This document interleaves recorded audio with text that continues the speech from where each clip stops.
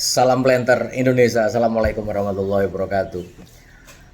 Di siang hari yang berbahagia ini, jika The Brondol menjawab sebuah pertanyaan dan nyinyiran dari sobat The Brondol sendiri yang mempermasalahkan bicara tentang Dura atau Piscifera. Ngapain kita nanam bersertifikat yang ujung-ujungnya harganya sama?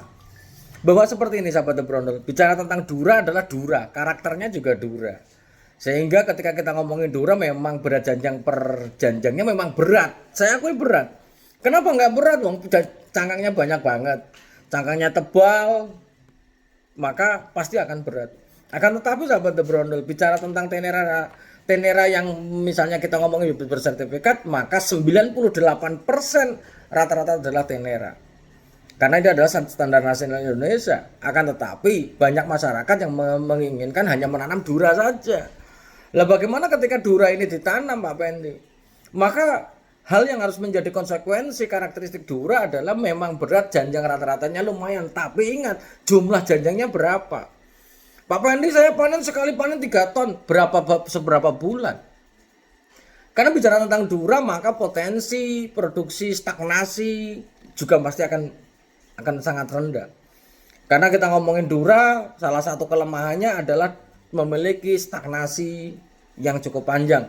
Artinya bahwa ketika buah terpanen secara seluruhnya, maka kemungkinan kosong juga akan panjang.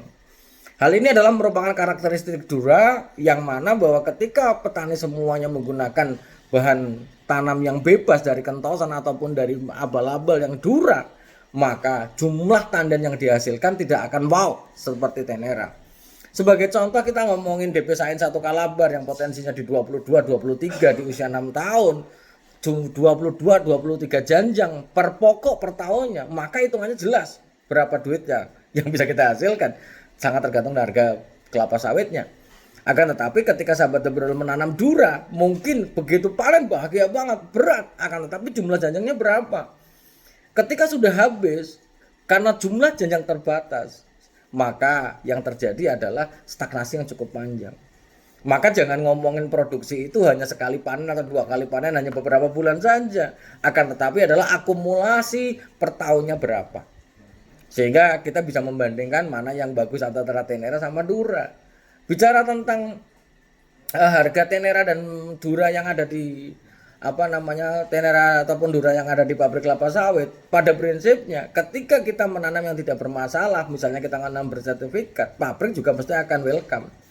Jangan salah bahwa harga tandan buah segar itu di setiap pabrik yang dikeluarkan oleh Dinas Pertanian dan Perkebunan Provinsi, yang menjadi faktor penentu di dalamnya salah satunya adalah kadar minyak. Ketika masyarakatnya kita semuanya berkolaborasi untuk menanam yang bersertifikat atau tenera, maka kadar minyak yang pabrik yang dihasilkan akan tinggi. Maka indeks yang akan dihasilkan juga tinggi, harga dari Dinas Perkebunan juga akan tinggi. Gitu. Jadi ketika teman-teman semua atau sahabat-sahabat The Brondol semua masih berpikir bahwa menanam Dura menguntungkan, coba berhitung kembali tentang kelapa sawit itu sendiri. Belum lagi stagnasi yang harus diderita pada usia 8 sampai semakin tua semakin sana. Bagi berapa janjang yang akan dihasilkan, berapa tonase per tahun yang akan dihasilkan. Cerita tenera dan Dura bukan hanya cerita teori Mas, akan tetapi adalah cerita tentang sebuah hasil. Kalau memang Dura itu hasilnya terbaik, kenapa sebuah perusahaan tidak akan menanam Dura saja? Karena perusahaan tetap akan berpikir untung. Sehingga Dura menjadi bukan bagian yang menjadi bahan tanam yang unggul, akan tetapi tenera lah yang menjadi bahan tanam yang unggul. Karena sekali lagi kadar minyak yang ada di yang dihasilkan pabrik secara keseluruhan di suatu wilayah akan menentukan harga dasar buah kelapa sawit itu sendiri. Dan saya yakinnya bahwa The Brondol kedepannya akan terjadi perubahan yang signifikan. Ketika penentuan ini suatu ketika pasti akan ditentukan, antara Dura dan tenera akan ditentukan.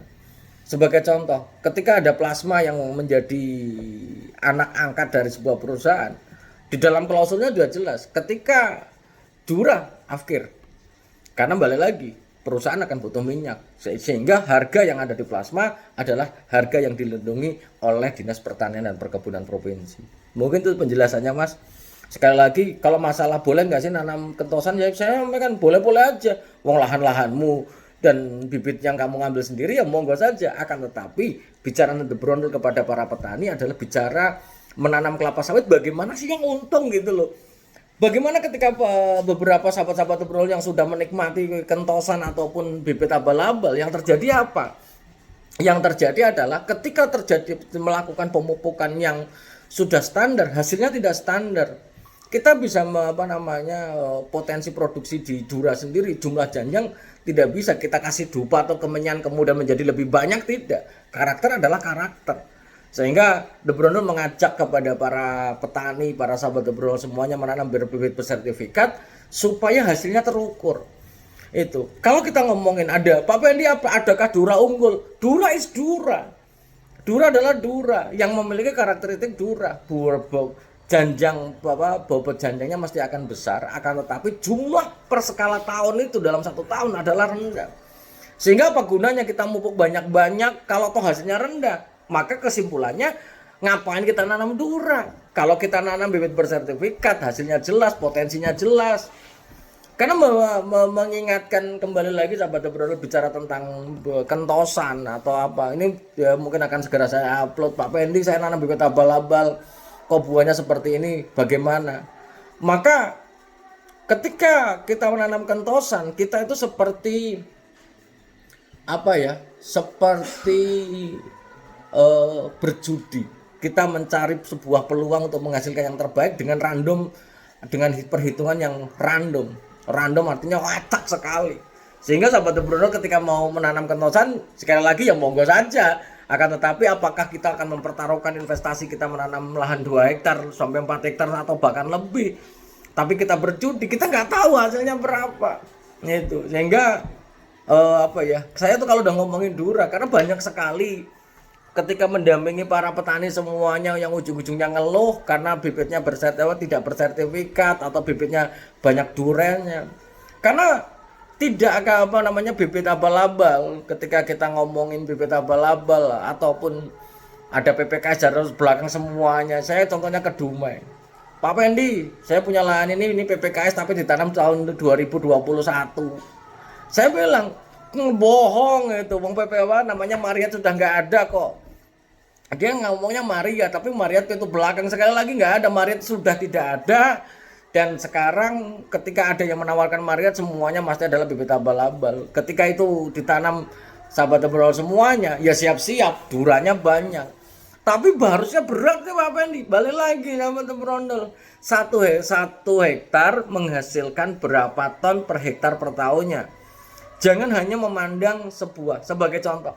Kita berlogika nanam tenera adalah seperti kita berbisnis.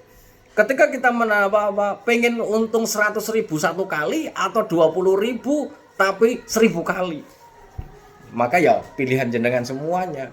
Sekali lagi, saya tidak mencoba memojokkan, bukan. Lahan-lahan jenengan, bibit-bibit jenengan, akan tetapi sekali lagi The Brondel selalu mengatakan yang benar adalah benar, yang salah adalah salah. Bagaimana kita berinvestasi tanaman kelapa sawit supaya untung. Maka jangan sampai kita tuh termindset bahwa ini nanam Dura aja yang berat. Kalau pengen yang berat, maka cari varietas baja itu atau varietas barbel, maka tidak akan mungkin peringan. Kalau misalnya baja yang ringan ya nggak ada, barbel yang ringan ngapain kita olahraga pakai barbel yang ringan kan gitu. Akan tetapi jangan kalau memang kita ngomongin Dura adalah indukan betina cara yang unggul. Nah, itu yang dijadikan bahan tanam indukan betina di beberapa balai. Contohnya adalah Dura Deli. Sekali lagi, closing statement pada siang hari ini yang harus saya sampaikan kepada para petani, Dura is Dura. Janjangnya berat tapi jumlahnya dikit. Dan salah satu karakter yang sangat merugikan bagi para petani adalah ketika 8 tahun ke atas, maksimalnya tidak akan pernah terukur, Mas. Tidak akan terukur. Dan sekali lagi tidak ada Dura unggul. Dura ya Dura yang memiliki karakteristik ini. Karakteristik Duranya, sehingga ketika kita gunakan untuk bahan tanam, maka seolah-olah kita itu sedang berjudi. Itu saja. Semoga bermanfaat bagi sahabat The Brondol, dan mohon maaf yang tersinggung, yang sudah nanam abal-abal ya monggo saja. The Brondol selalu mengatakan yang benar adalah benar, yang salah adalah salah, supaya kita itu berinvestasi yang menarik, menguntungkan. Karena bahwa apalagi bagi para petani-petani semuanya yang menanam kelapa sawit demi kehidupan keluarganya, carilah yang menguntungkan.